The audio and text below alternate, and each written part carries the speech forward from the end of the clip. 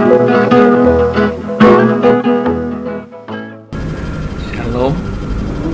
salam sejahtera bagi kita semua dalam kasih Yesus Kristus. Assalamualaikum warahmatullahi wabarakatuh. Om Swastiastu, salam kebajikan. Perkenalkan, nama saya Christian Soleman Imburi. Saya adalah dosen Fakultas Kehutanan Universitas Papua di Manokwari, Papua Barat. Saya mengajar pada beberapa prodi, yaitu prodi S1 Kehutanan, prodi Diploma Budidaya Hutan, prodi Diploma Konservasi Sumber Daya Hutan, dan prodi Diploma Manajemen Hutan Alam Produksi, di mana prodi ini adalah home base saya. Ada beberapa mata kuliah yang saya ampu bersama tim pengajar lainnya, di antaranya mata kuliah Manajemen Hutan, mata kuliah Pemanenan Hutan, mata kuliah Tata Usaha Kayu, mata kuliah Geomatika dan Kehutanan, serta mata kuliah Klimatologi. Berikut ini adalah deskripsi mata kuliah Klimatologi. Mata kuliah Klimatologi dengan kode D655207W merupakan mata kuliah wajib yang diambil di semester 2 dengan bobot SKS adalah 3, yang terdiri dari 2 SKS teori dan 1 SKS praktik. Tim pengajar untuk S1 dalam mata kuliah Klimatologi terdiri dari pertama Dr. Hendy SSI MSI sebagai koordinator, yang kedua saya sendiri Christian Soleman Imburi Esud MSC, yang ketiga adalah Nunang Lamekmai Esud MSI, yang keempat Reinadus Iborius Jabui Esud MSC. Sedangkan tim pengajar untuk diploma, di mana diploma ada 3 diploma, 3 program studi diploma diasuh oleh 2 orang. Yang pertama adalah Dr. Hendy SSI MSI sebagai koordinator, dan yang kedua saya sendiri Christian Soleman Imburi Esud MSC. Deskripsi dari mata kuliah Klimatologi: mahasiswa yang mempelajari mata kuliah ini diharapkan dapat mempelajari ruang lingkup iklim, peran dari masing-masing parameter iklim seperti radiasi matahari, suhu, tekanan, angin, kelembaban, awan, transpirasi, evaporasi, dan presipitasi, serta pengaruh perubahan iklim terhadap sektor kehutanan, penentuan klasifikasi iklim untuk kesesuaian komoditas tanaman kehutanan dalam rangka pembangunan kehutanan yang berkelanjutan, dan hubungan cuaca atau iklim dengan lingkungan biotik serta budaya. Capaian pembelajaran mata kuliah untuk mata kuliah ini adalah: setelah mengikuti kuliah ini, mahasiswa diharapkan mampu memiliki pengetahuan klimatologis atau meteorologis sebagai landasan dalam pemahaman mengenai faktor eksternal tentang dinamika fenomena cuaca atau iklim terhadap pembangunan kehutanan berkelanjutan. Sedangkan sub capaian pembelajaran mata kuliah Klimatologi ada 6, di mana yang pertama, mahasiswa dapat menjelaskan ruang lingkup cuaca dan iklim serta mampu menerangkan hubungan antara keduanya. Yang kedua, mahasiswa mampu mengukur dan menganalisis parameter cuaca atau iklim dalam upaya pemantauan pertumbuhan dan perkembangan tanaman serta perubahan lingkungan. Yang ketiga, mahasiswa mampu mengkaitkan pengetahuan meteorologis atau klimatologis dengan dampak perubahan iklim yang terjadi di sektor kehutanan. Yang keempat, mahasiswa mampu membuat klasifikasi iklim dalam upaya penentuan kesesuaian tanaman kehutanan di region Papua. Yang kelima, mahasiswa memiliki pengetahuan dan mampu menjelaskan hubungan antara iklim dan lingkungan biotik serta budaya. Dan yang keenam, yang terakhir, mahasiswa mampu mengkomunikasikan pengetahuannya tersebut dalam bentuk tulisan maupun verbal. Metode pembelajaran dalam pelajaran ini adalah metode daring, di mana fasilitas yang digunakan adalah fasilitas Zoom, Google Meet, Telegram, Jamboard, Kahoot, dan Padlet. Sedangkan praktik yang dilakukan adalah praktik lapangan, dilakukan secara berkelompok, di mana teknisnya mahasiswa akan melakukannya sendiri di rumah masing-masing sesuai dengan kesepakatan dari kelompok-kelompok tersebut. Sedangkan metode evaluasi untuk mata kuliah ini adalah metode daring, di mana fasilitas yang digunakan adalah fasilitas Zoom, yang kedua adalah fasilitas Google Classroom dan juga Telegram. Bagaimana proses pembelajaran dalam kelas? Kita lihat video berikut.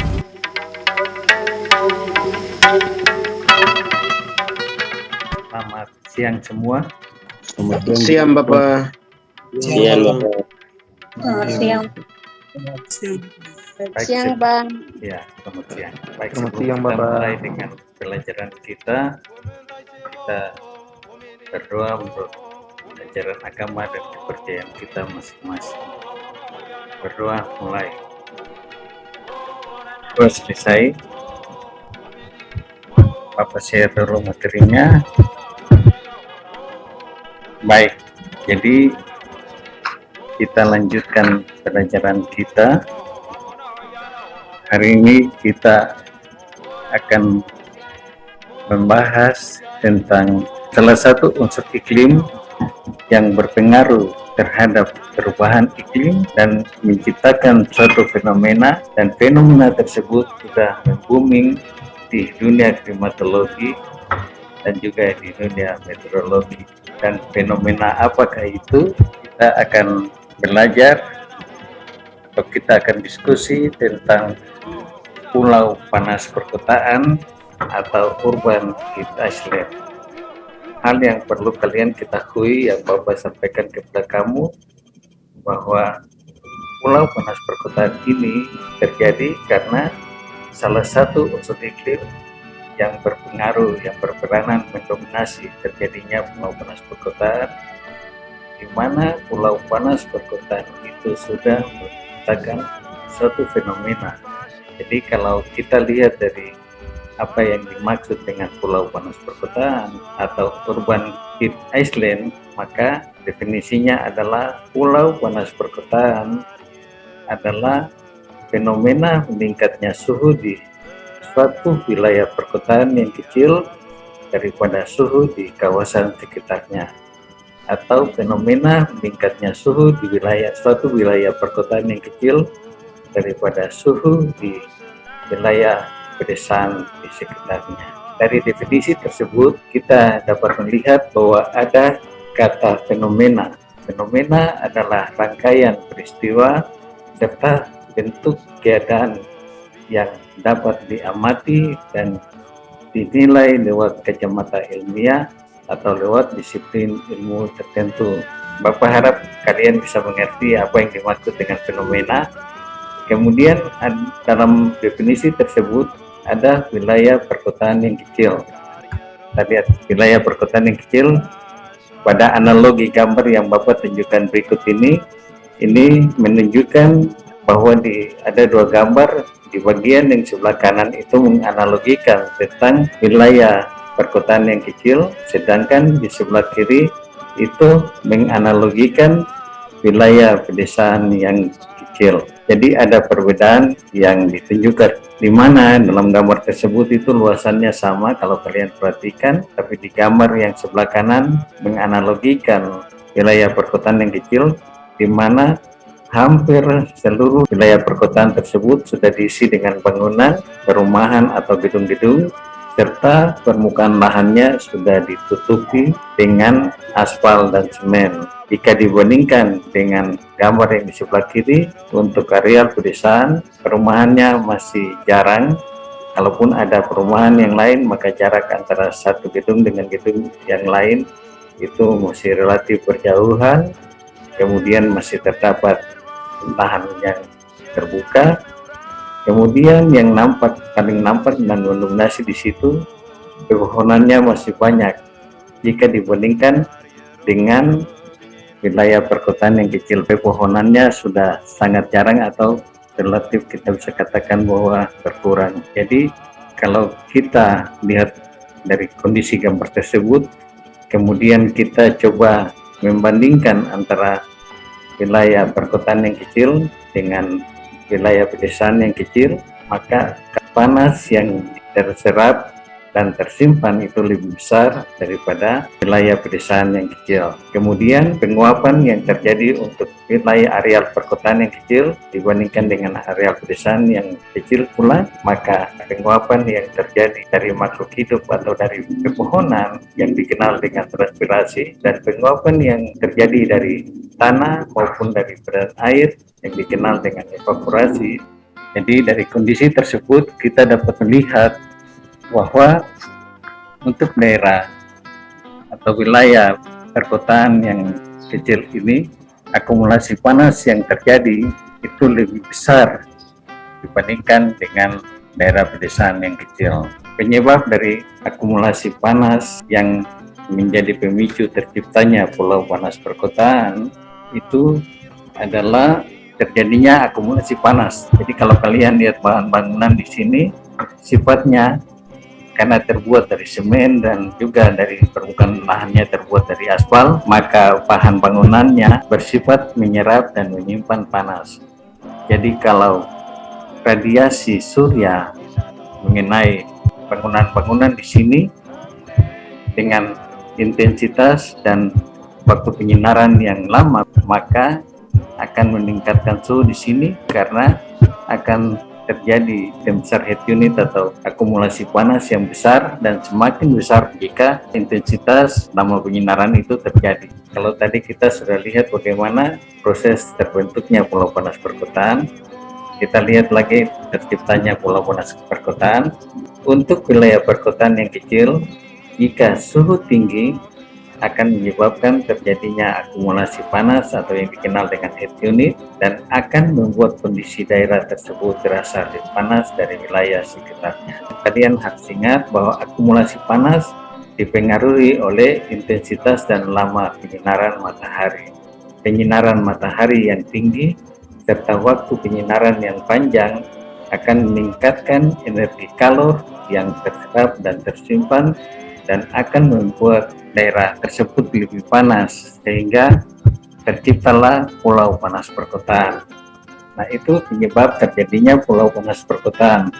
Kemudian kita lihat lagi, kira-kira faktor-faktor apa yang dapat mengontrol terbentuknya pulau panas perkotaan. Itu ada dua faktor atau dua hal. Yang pertama adalah pepohonan, dan yang kedua adalah badan air atau sungai, danau, kolam, lautan. Itu yang menjadi faktor yang dapat mengontrol terciptanya pulau panas perkotaan. Nah, kita lihat faktor yang pertama, pepohonan. Jika wilayah perkotaan yang kecil terdapat pepohonan, maka pohon-pohon tersebut akan berfungsi sebagai peredam panas, karena pohon-pohon tersebut akan melakukan proses apa? Siapa yang tahu? Transpirasi. Jadi transpirasi atau penguapan. Kemudian juga pepohonan akan melakukan fotosintesis. Proses transpirasi akan berlanjut ke proses pemadatan atau kondensasi. Selanjutnya akan terjadi hujan atau presipitasi. Proses penguapan atau transpirasi sampai proses pemadatan terjadi melalui proses konveksi. Jadi proses konveksi itu akan menghasilkan awan-awan konvektif yang bisa menjadi sumber hujan. Proses konveksi itu adalah proses perpindahan energi kalor lewat fluida atau gas. Sampai di situ kalian bisa ikuti? Bisa, Pak. Oke. Jadi ya yang tadi itu kan kita lihat bagaimana peranan pepohonan, di mana ketika terjadi transpirasi karena suhu tinggi terjadi penguapan itu kalau pada pepohonan maka terjadi transpirasi, dan transpirasi itu akan menyebabkan air menguap dalam wujud gas, akan menyebabkan massa udara di sekitar situ menjadi kurang padat, dan karena kurang padat maka massa udara tersebut cenderung lebih ringan dari massa udara di sekitarnya.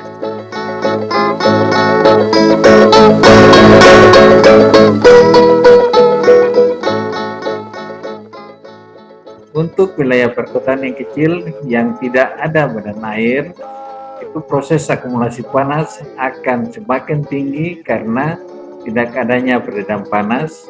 Badan air itu berfungsi sebagai peredam panas dan akan menghasilkan atau terbentuk pulau panas perkotaan atau urban heat island.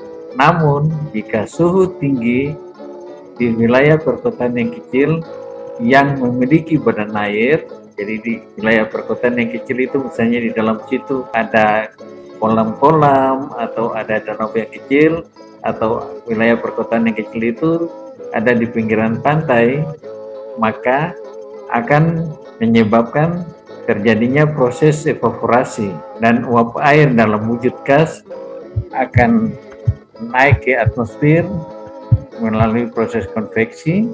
Uap air tersebut akan menjadi hangat karena suhu yang tinggi dan menyebabkan massa udara tersebut menjadi kurang padat atau ringan dari massa udara dingin di sekitarnya, sehingga massa udara tersebut cenderung untuk naik atau terdorong ke atmosfer. Dan ketika massa udara yang sudah terdorong atau naik ke atmosfer itu naik dan mengembang, maka menyebabkan terjadinya pendinginan. Dan ketika terjadinya pendinginan, maka akan terjadi perubahan dari wujud gas ke wujud cair dan terbentuklah butiran atau tetesan air, dan dengan adanya angin akan mendorong tetesan atau butiran air tersebut dan membentuk awan. Awan yang terbentuk itu selanjutnya akan terbentuk pemadatan atau kondensasi, dan ketika terbentuk awan maka akan tercipta albedo yang menghalangi arah atau sinar matahari yang langsung mengenai permukaan bumi, dan kondisi tersebut menyebabkan suhunya akan lebih rendah. Jadi di situ dijelaskan bahwa untuk wilayah perkotaan yang kecil, proses lebih lanjut adalah proses pemadatan atau kondensasi, dan berikutnya akan terjadi hujan atau presipitasi. Jadi kelanjutan dari awan yang terbentuk itu bisa terjadi hujan atau juga bisa terjadi badai siklon. Proses transpirasi sampai proses pemadatan atau kondensasi terjadi melalui proses konveksi yang Bapak sudah jelaskan tadi. Dan proses konveksi itu akan menghasilkan awan-awan konvektif, dan awan-awan konvektif itu bisa menjadi sumber hujan. Awan-awan konvektif dapat membentuk area siklon dan menyebabkan tekanan rendah, serta bisa menjadi badai siklon seperti badai tropis, badai seroja, dan lain-lain.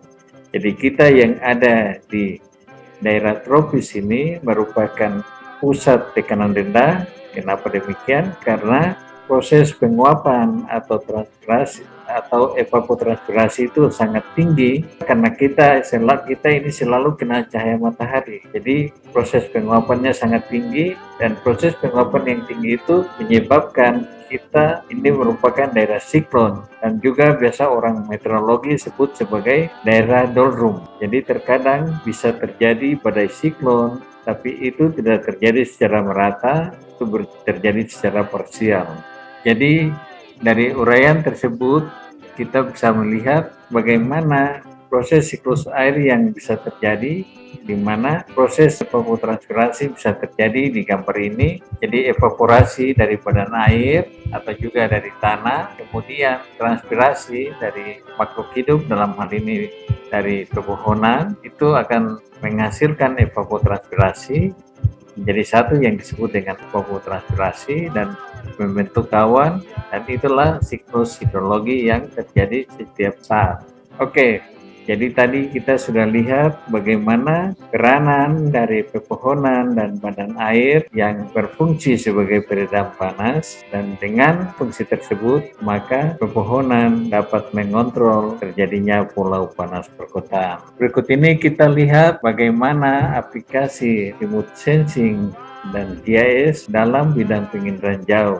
Jadi yang Bapak tunjukkan ini adalah hasil-hasil daripada citra satelit untuk mengekstrak data suhu, mengekstrak data klimatologi. Untuk ditunjukkan dalam slide ini adalah hasil dari suhu permukaan yang diekstrak dari Landsat 8, di mana Landsat 8 itu terdapat band thermal, dan band thermalnya itu dipakai untuk mengekstrak suhu di atmosfer, kemudian diproses lebih lanjut sehingga menghasilkan suhu permukaan yang ditunjukkan, dan contohnya ini adalah suhu permukaan Kota Manokwari atau Kabupaten Manokwari, di mana ini dihasilkan dari pengolahan citra satelit dengan menggunakan program NV yang diolah adalah band 10, band thermal atau band 10, dan hasilnya seperti ini. Ini sudah bisa dilihat bahwa suhu di Kota Manokwari pada tanggal 8, hasil perekaman tanggal 8 Oktober di tahun 2014 berkisar dari 0,34 derajat sampai 29,35 derajat Celcius. Itu kisaran suhu pada tahun 2014. Kemudian dengan metode yang sama, Bapak coba ekstrak suhu permukaan untuk Kabupaten Manokwari dari Landsat 8 dengan menggunakan B10 untuk rekaman citra satelit Landsat 7 Januari tahun 2020. Itu suhunya dari minus 272 derajat sampai 30,92 derajat Celcius. Dengan mengacu pada citra satelit tersebut tentang unsur iklim yang dapat diekstrak, maka kita dapat katakan bahwa suhu yang dapat diekstrak, yang dapat diturunkan dari Landsat 8 khususnya untuk band 10 atau band thermal dari tahun 2014 sampai dengan 2022 ada terjadi peningkatan suhu, di mana rata-rata terjadi kenaikan suhu dari tahun 2014 sampai tahun 2022 itu sebesar 1,57 derajat Celcius. Jadi di situ kelihatan hasil dari pengolahan citra satelit yang merupakan integrasi dari remote sensing dan GIS, dan ini ditampilkan dalam GIS, dalam ARIS. Makanya dikatakan integrasi antara remote sensing dan GIS, di mana suhu permukaan itu sudah bisa dilihat, sudah bisa terekam, dan kita dapat katakan bahwa Kota Manokwari atau Kabupaten Manokwari sudah tercipta pulau panas perkotaan. Itu materi yang Bapak dapat sampaikan ke kamu pada hari ini. Ada yang masih kurang jelas atau mau ditanyakan? Ini adalah referensi-referensi yang kamu bisa baca, kemudian ada link-link yang kamu bisa nonton bagaimana terciptanya pulau panas perkotaan dan bagaimana aplikasi dari remote sensing dan GIS untuk menghasilkan data-data suhu permukaan. Dapat kamu lihat di link berikut. Kalau tidak ada yang mau ditanyakan, Bapak rasa kuliah kita hari ini sudah cukup. Bapak minta kesediaan dari Jovela untuk pimpin kita dalam doa penutup. Jovela, dengar Bapak? Iya, Bapak. Ya, tolong pimpin kita dalam doa penutup. Iya. Baik, selamat siang kakak-kakak, Bapak, serta teman-teman. Sebelum kita akhiri perkuliahan kita, saya mengajak kita berdoa. Berdoa mulai. Amin. Terima kasih. Sudah selesai kuliah kita hari ini. Selamat siang semua. Siang juga Bapak. Siang Bapak. Bapak izin leave duluan ya. Baik Bapak. Baik Bapak.